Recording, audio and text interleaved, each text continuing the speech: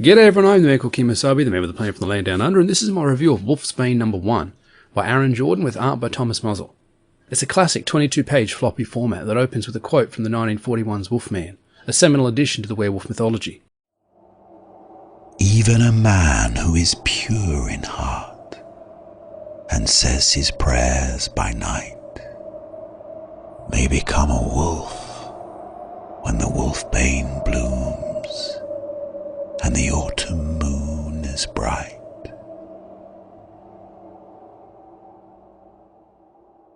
We cut to a familiar crime scene investigation motif. It could be from your favourite police procedural. Mine's The Mentalist, just saying, but The Shield is technically the best police show of all time. The art on this book is very good. It has a very grounded, very real feeling. I use the word mundane, but it's not a pejorative. We need mundane to juxtapose the fantastic. Even in the biggest, brightest, most over-the-top sci-fi universe, the mundane has to exist. It has to. Characters need cups to drink out of, toilet paper or 3 seashells, and boots and toothbrushes and currency and soap.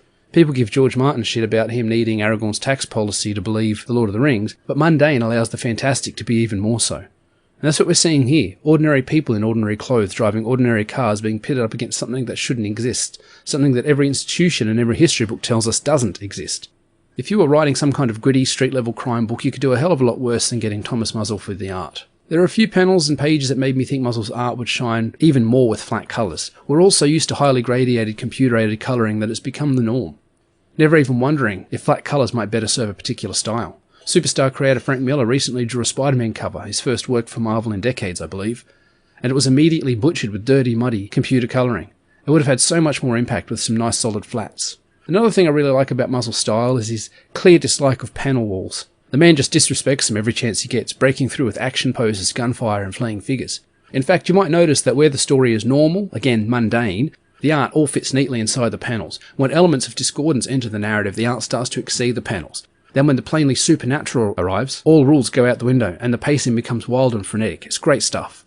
The story is very straightforward, a simple narrative well presented, easy to follow with a nice twist at the end. The main character, Detective Mulligan, arrives at the crime scene, gets caught up by his peers and subordinates, then begins to question the daughter of the victim. She says her father used to beat her, and then I think she implies his abuse turned sexual over time. Mulligan tries to push for the rest of the story when his partner, Mackenzie, interrupts to tell him the new head of forensics has arrived for the body. One of the uniformed cops upstairs radios through that there's a creature, a huge creature, eating the body of the victim. Both detectives run up the stairs. Mulligan gets there first, guns drawn, and rounds the corner to be confronted with a werewolf. Now this isn't the super buff, abs-out, sexualised werewolf of dozens of Amazon furry erotica books. This is the literal man-wolf. The transformed man becomes something both more and less than he was, an animal on 2 legs. This werewolf isn't presented as cool, as sexy, as anything you'd actually want to be. This is the curse of the wolf, not a poor man's Bill Bixby transformation with more hair and a harem of wine mums. Werewolves used to be scary, let's get back to that. You might be able to reason with a vampire or even a dragon, but a werewolf? It's just going to kill you because you're there. This wolf chooses not to kill Mulligan, although it easily could have. Instead it flees after Mackenzie opens fire on it. The 2 detectives recover. They actually take the presence of the werewolf quite well. I think I'd be a little bit more perturbed. If werewolves are real, as they both just confirmed, what else is real? What else is a lie? Something like this could upset your entire perspective on the world. Behind the door, Mackenzie finds a kid's school backpack. Opening it up, they see it belongs to Mulligan's son. With that cliffhanger, the story for this issue ends. This book is a good start for a new story, a new IP, but it'll need to take some significant leaps forward to do anything new.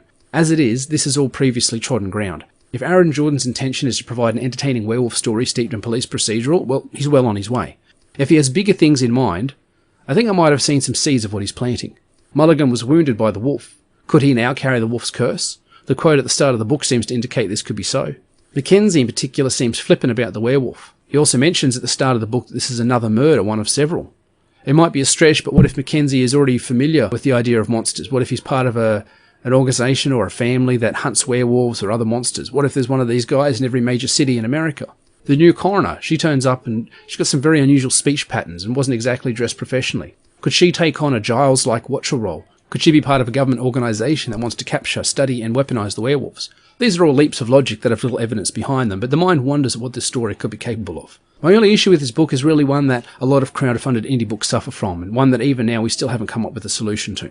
The wait between this book and the next, if it's any more than a month, has indie books at a disadvantage to any mainstream comic, no matter how inferior that big two title might be. We none of us have the level of backing, money and infrastructure that big companies have.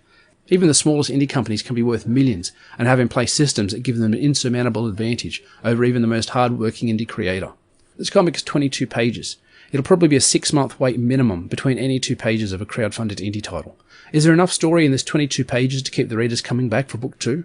The problem is this whole issue feels like the 3-minute opening to an episode of Buffy or Angel. That little pre-show cliffhanger that wets your whistle and gets you invested in the show. The big reveal of the werewolf is something we already knew had to happen because every bit of branding and information about this campaign and this comic pointed to it being a werewolf book. If Aaron Jordan had pulled a Dusk Till Dawn with his monster, it'd be a surprise, but as it is, it's the reveal of what we knew was coming. In fact, if it hadn't been revealed, we would have felt lied to and ripped off. If the big reveal is already known, what's left after you see it? If I were writing this book, I would have dropped a bunch of the early pages. They aren't bad, and there's some great bits of character and world building in there, speaking to character motivations, but it takes up more than half the book. I would have started with Mulligan questioning the girl, some of her story, the horrible things done to her, then had the disturbance happen upstairs. Mulligan see and chase off the werewolf, Mackenzie nursing his injury, Mulligan finds his kid's bag in the house of a dead man. Imagine the story being at that point, 10 pages into a 20-page book. We could see Mulligan go off at the victim. Why is my son's bag here? How did you know him? We could see Mackenzie exhibit werewolf-type symptoms, fighting against his new, growing feral nature. Their co-workers could tease them about their man-wolf report. The captain might take them off the case because they're obviously seeing things and now Mulligan's son's involved. If you drop half of this issue, you could do a lot of this stuff and draw the readers in.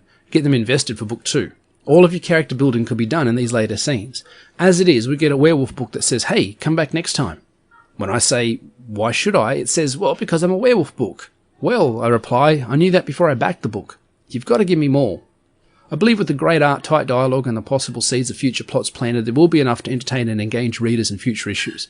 The danger is that with the pacing of issue 1, some of that great narrative won't be seen until the next time out. And with rising costs and the competitive nature of indie crowdfunding, combined with other forms of entertainment clamouring for your dollar, can indie books like this compete? WULFSBANE is worth your time, with nice art, good writing, and a low buy-in price.